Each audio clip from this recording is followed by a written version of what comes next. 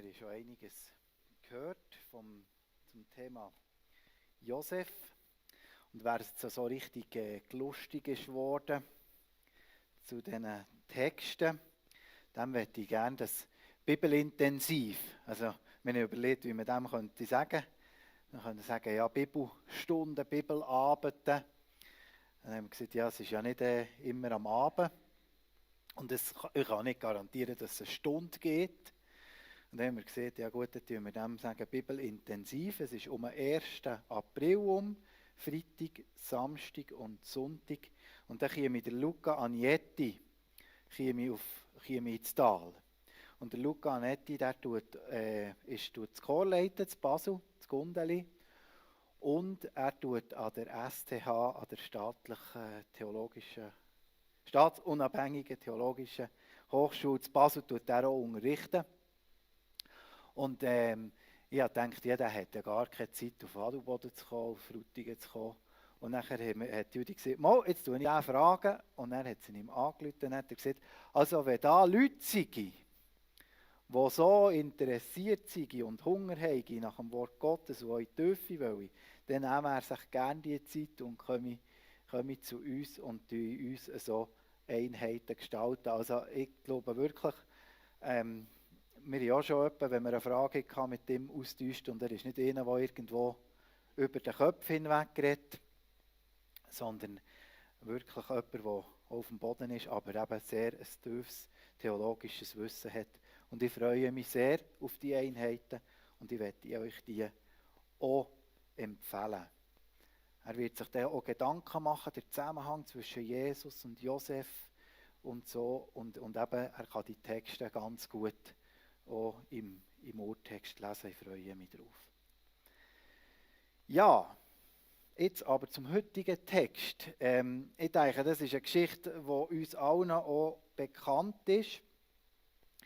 Die Not, die dem vorausgegangen ist, das Hin und Her, immer wieder auf das Ägypten betteln für Korn und auch vom Josef her immer wieder konfrontiert zu werden mit dieser Schuld. Und ich danke euch, Sandra, für das Film auch von der Corrie ten Boom. Das ist eben nicht etwas, was vor 3000 oder 4000 Jahren passiert ist, sondern das ist etwas, das sind so wirklich urtief menschliche Gefühle.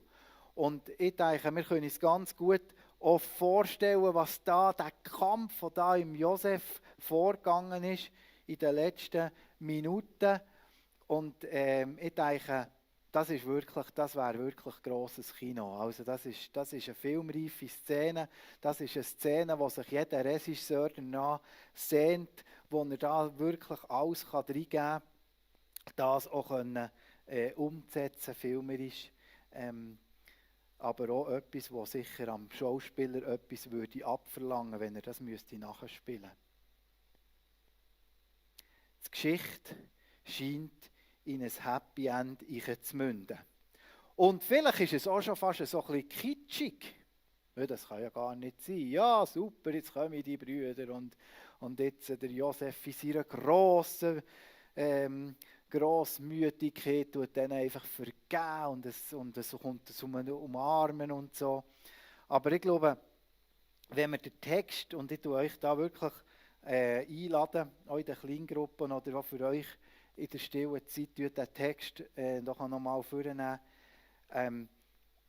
schon wie es nur anfängt, da konnte Josef nicht länger an sich halten vor allen, die um ihn herstanden. Und er rief, lasst alle von mir hinausgehen. Und kein Mensch stand bei ihm, als Josef seinen Brüdern zu erkennen gab. Und er weinte laut, dass die Ägypter und das Haus Pharao es hörten. Also es ist wirklich so aus ihm rausgebrochen, er hat gerungen mit sich.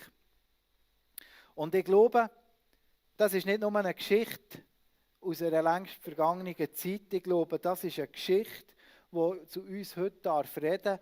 Und das ist eine Geschichte, die eine extreme Sprengkraft drin hat. Vergebung am Beispiel von Josef. Und ich glaube noch, es ist eine Geschichte, die uns aufzeigt, welches Potenzial in der Vergebung innen liegt. Und jetzt kannst du ja mal die erste das erste Bild, das ich ausgelesen habe, für das ein bisschen zu untermalen. Wir haben schon mal über den Josef predigen, hier in Adelboden. Ganz, wo wir frisch in Adelboden waren. Und ich habe die Predigt hier vorgenommen und dachte, das ist ja super gäbig, oder? Über den gleichen Abschnitt, den wir schon mal predigt haben, zu predigen und die Predigt vorgenommen. Dann dachte ich, ja, einerseits darf ich euch, ihr wisst ja alles, alle noch haargenau, was ich vor 10 Jahren predigt habe, oder? Genau, das ist immer schön. Und auf der anderen habe ich aber auch gemerkt, da ist eben noch mehr drin. Und das ist, glaube ich, der Schatz von der Bibel. Ich glaube, ihr könnt 20, 30 Mal den gleichen Text lesen, ihr werdet immer wieder etwas Neues drinnen entdecken. Aber das Erste, wo mir wirklich dann zumal ist wichtig geworden, das habe ich ja heute am Anfang gesetzt, das ist das Wort freigesetzt, freigesetzt, freigesprochen, frei gemacht. Das ist wirklich etwas, wo mir entgegenkommt. Und ich habe dort die ganze Predigt eigentlich auf diesem Punkt dann gelegt. Es ist etwas, wo aber eben auch in diesem Video, jetzt, das wir vorhin gesehen haben, wo da zum Ausdruck kommt. Jemand wird frei. Und ich glaube, das ist das tiefste Anliegen vom Teufel, dass er das nicht will. Er will nicht, dass wir frei werden. Er will, dass wir gefangen bleiben. Er will, dass wir die Lasten mit uns herumtragen. Er redet uns ein und sagt, schau, du hast doch ein Recht auf deine Unversöhnlichkeit. Du hast ein Recht darauf, verrückt zu sein über den. Und damit bleiben wir gefangen. Und die sich dann in der das Kleingruppenblatt mitnehmen, die werden sehen, dass der drauf oder Hinweis auf die Geschichte in Matthäus 18 ist. Es ist die Geschichte, das Gleichnis, wo Jesus erzählt von dem Schalksknecht, wo der Mann, der hohe Schulden hat und vor sie herkommt und bittet, dass er ihm doch die Schuld möge erlassen. Und der Herr sagt, schau, ich tue dich ins Käfig sperren, bis du der hinterste und der letzte Rappen von deiner Schuld hast abgezahlt. Und ich werde deine Frau und deine Kinder auch in Sklaverei verkaufen, dass ich wenigstens etwas habe. Und der Mann sagt, nein, bitte nein, tu mir doch die Schuld erlassen. Und der Herr lässt sich erweichen und er sagt, schau, geh raus, ich tue dir deine Schuld erlassen. Und noch in der Freude, die der Mann hat, sieht er am Rausgehen seinen Mitknecht. Und jetzt kommt in meinen Sinn, der schuldet mir auch noch etwas. Und jetzt packt er den, würgt ihn und geht ihn ins Gefängnis. Es ist eine kleinere Schuld. Das Verhalten kommt vor den Herr und er nimmt den Mann, der nicht vergebungsbereit war, und geht ihn ins Gefängnis, ins Verlies. Und ja, wenn wir die Geschichte so lesen, dann denken wir viel, ja, das kommt irgendwann. Das ist die Strafe, wenn wir nicht vergebungsbereit sind für die Ewigkeit. Aber ich glaube, das ist eine Wahrheit, die hier und jetzt schon zum Tragen kommt. Mir gefällt das unmittelbar in dieser Geschichte. Also in dem Moment, wo das vorher kommt, nimmt er den Mann und geht ins Gefängnis. Und ich glaube, das ist ein Zustand, wo wir uns bewusst sein müssen, wenn wir nicht vergebungsbereit sind, schleppen wir einfach etwas mit.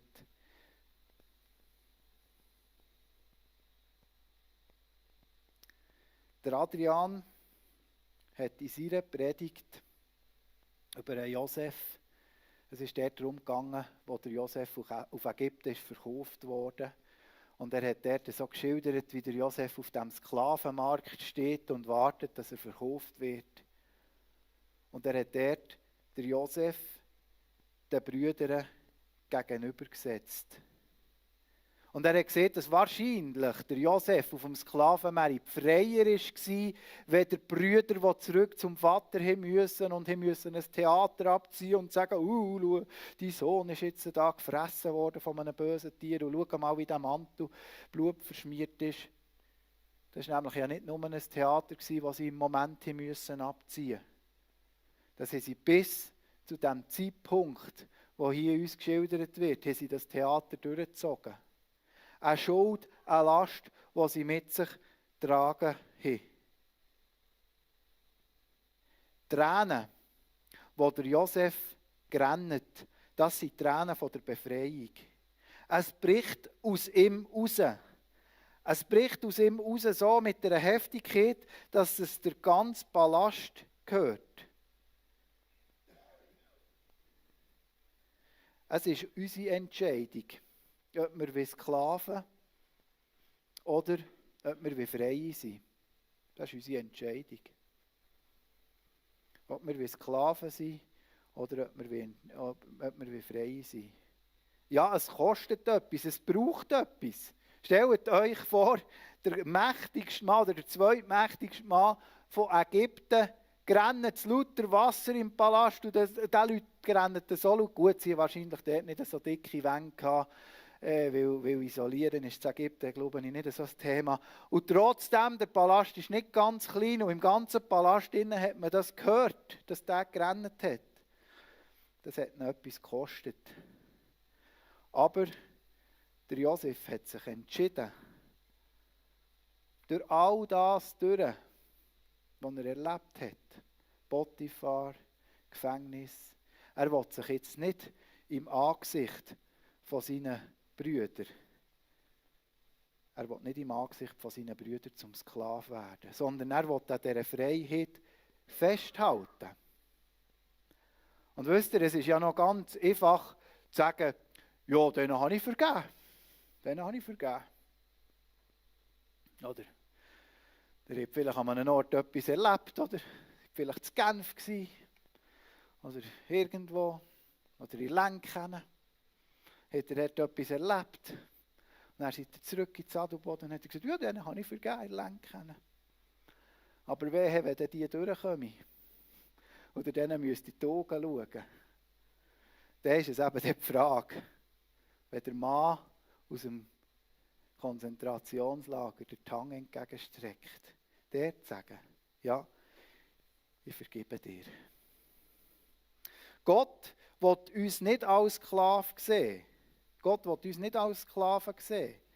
Er hat uns nicht diese Identität gegeben, sondern er hat uns die Identität gegeben, dass wir Kind sein dürfen und dass wir mitregieren dürfen sein.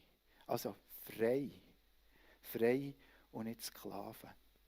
Und das führt eigentlich geht weiter. Der Prozess geht weiter. Jetzt kannst du das nächste Bild zeigen.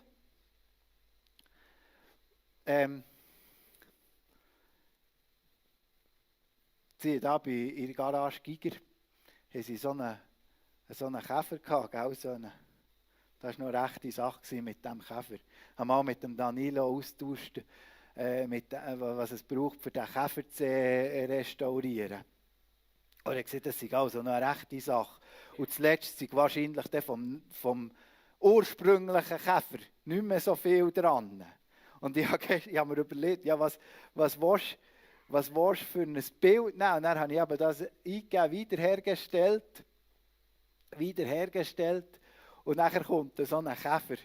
Und dann habe ich gedacht, das ist doch, den nehmen wir doch gerade. Der passt nämlich ganz gut. Aber zuerst zurück zur Geschichte. Es gibt so ein Projekt, das Gott hat. Gott hat Projekt, Gott hat den Menschen geschaffen. Und Gott hat auch sein Volk berufen, als Beispiel. Und ja, die Schlange im Paradies, das Bild vom Teufel, das ist die Absicht, die Projekte zu zerstören. Also, das kommt uns dann auch im Garten Gethsemane entgegen, wo Jesus Blut schwitzt. Und er sagt dann, ja, lieber Vater, lass den Kelch an mir vorbeigehen.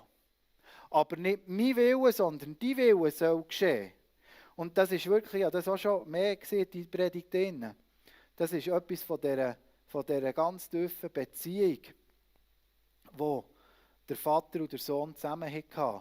Und wenn es dort dem Satan gelungen wäre, die Beziehung zu kappen, das kaputt zu machen, dann wäre ihm viel gelungen. Also es ist ihm gelungen, dass der Mensch aus dem Paradies ist vertrieben wurde. Und es wäre eigentlich auch in der Absicht vom Find, dass das Volk gar nie Realität wird. Dass er da reinstören kann. Und wenn es ihm hier gelungen wäre, den Prozess von der Vergebung aufzuhalten, ich kann mir nicht vorstellen, was da passiert wäre. Weil wenn ihr es einmal von diesem Gesichtspunkt anschaut, die Geschichten, also es war da Isaac, Ismael,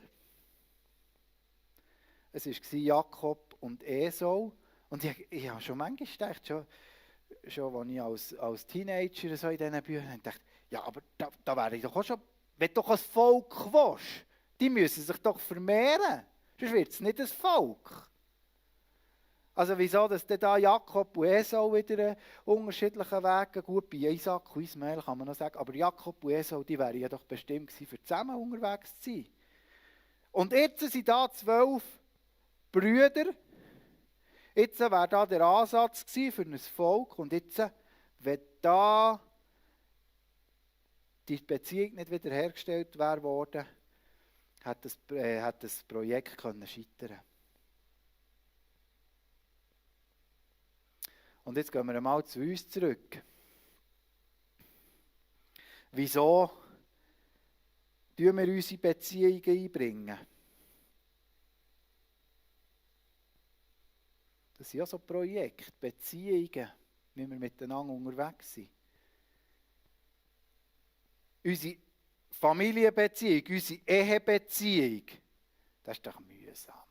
Oder? Das ist doch manchmal ja wirklich mühsam.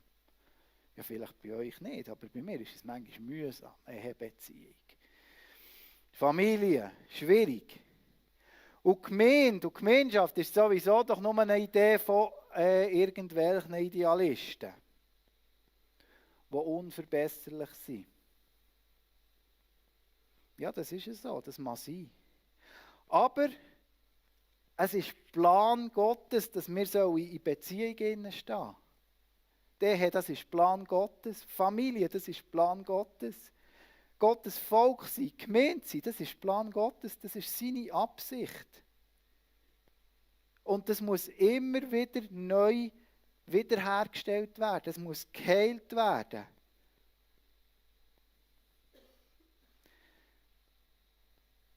Wir sollen uns diesem Plan auftun. Wir sollen unsere Herzen auftun.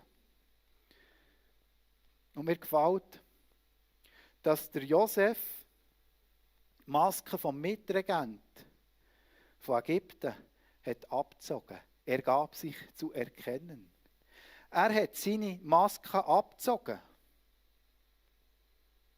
Er ist zum Bruder geworden. Er ist zum vergebungsbereiten Bruder geworden. Er hat sich zu erkennen gegeben. Und jetzt hat Gott die Familie wieder herstellen können. Gott ist ein Gott, der wieder herstellen will. Er will, dass wir gesungen werden, dass wir geheilt werden. Aber das müssen wir auch Gott an uns wirken. Und jetzt kommen wir wieder zum Käfer. Meine Tante hatte so einen Käfer gehabt. Wenn er manchmal, die hat die Nummer auch im Winter, hat sie die Nummer auch eingeschickt, also die hat sie nur im Sommer gebraucht. Ich habe schon manchmal zu meinen Brüdern gesagt, das ist schade, haben wir den Käfer nicht gekauft dann. Aber ich wüsste ja auch nicht, er ist ja zu klein als Familienauto. Aber der Käfer, wenn man den restaurieren muss, und das wäre wahrscheinlich auch beim Käfer von meiner Tante so gewesen, den muss man wirklich abschließen, den muss man abmontieren, den muss man auf die Chassis auseinanderbauen und nachher von Grund auf den Käfer wieder renovieren. Und ich glaube, eben, ich meine, der Josef hätte ja auch ein bisschen sagen können, ja, ich bin der Mitregent und ja, das ist ja schon recht und so. Er hat seine Masken abgezogen. Er ist zum Kern zurückgegangen. Er ist verletzlich geworden, hat sich verletzlich gemacht. In dem Moment, wo er seine Masken als Mitregent abzieht, wo er den Schritt vor Vergebung fährt, macht er sich verletzlich. Aber genau dort kann Gott anfangen, uns heilen. Dort kann er uns wiederherstellen. Jesus hat Menschen geheilt. Er hat sie wiederhergestellt. Er hat ihnen wieder Zugang zu den Mitmenschen ermöglicht. Er hat wieder möglich gemacht, dass sie in Beziehung leben können. Ein Aussätziger hat nicht dürfen in die Beziehung zurück, er musste aussen sein. Jesus hat ihn geheilt.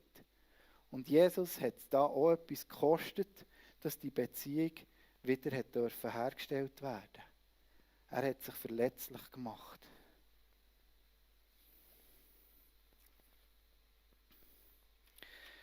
Und was mich auch angesprochen hat, ist nachher nach dem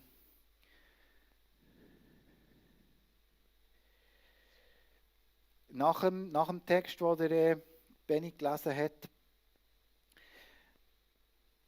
heisst es nachher, dass er allen, im Vers 22, dass er jedem ein Festgewand hat gegeben. Er hat jedem von seinen Brüdern ein Festgewand gegeben.